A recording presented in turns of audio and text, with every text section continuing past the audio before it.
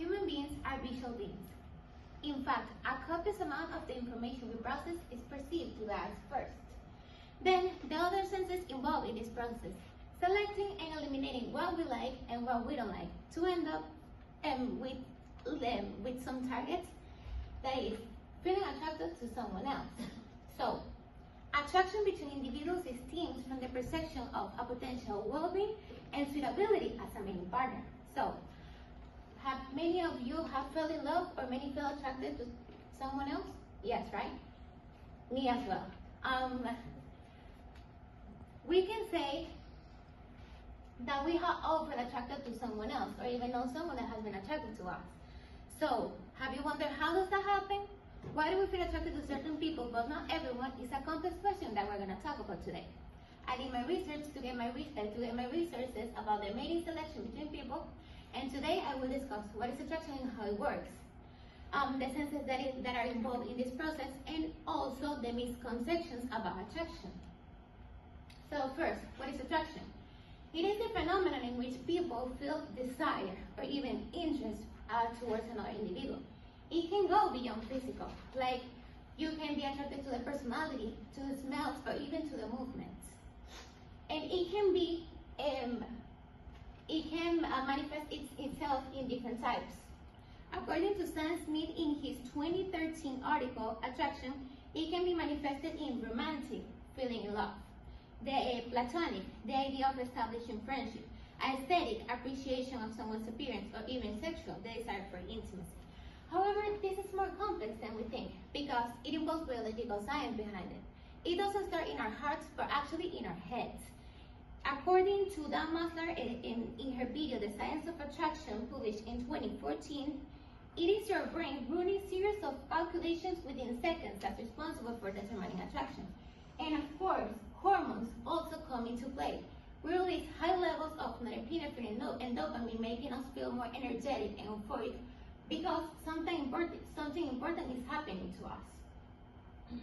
Now, building from the previously mentioned information, attraction doesn't stay in our heads, but it also involves the senses like the eyes, the sight, and the smell.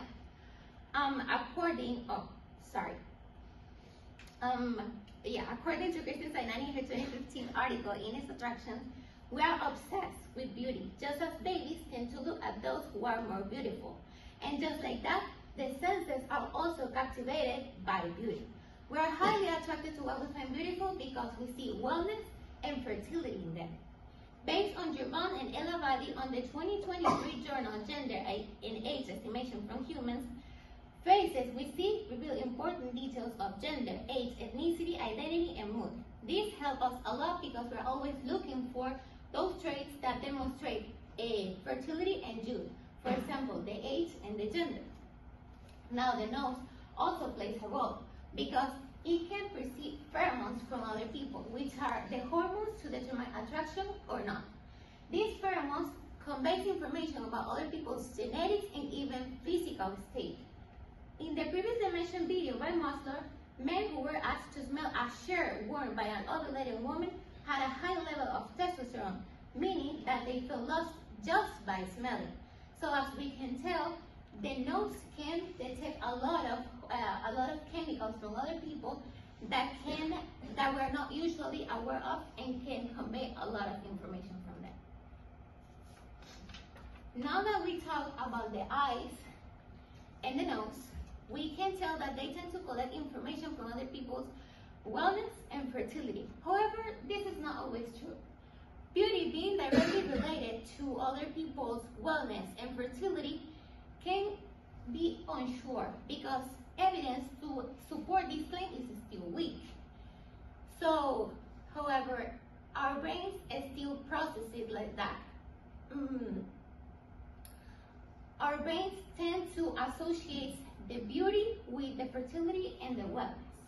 For example, according to Wall in the journal, The Aesthetic Brain from 2015, brains perceive that facial symmetry may be a signal of health, in particular a lack of harmful genetic irregularities. However, symmetry is not always health because it hasn't been scientifically proven. In the other hand, we have that in the previously mentioned article by Wolf, certain traits about feminine face could indicate fertility, as feminine features are linked with high estrogen levels and fertility. For example, the redness of the cheeks or the face in general and the growth of the breast. Why? Because this tends to happen when a woman is in the ovulation process. That is the most fertile stage of a woman within a month. Okay, now in conclusion, attraction is a great complex question under research that can manifest itself in our bodies in many different ways and types. And it also involves the senses, which can make our brains perceive information about other individuals that is not always true. However, this is how our mind processes it. And that's the reason why the attraction between individuals stems from the perception of well-being, and we're looking always for a potential mating partner, like the suitability of a mating partner. Now, think from the people you know. Who do you think is attractive? And who do you think is attracted to you? Thank you.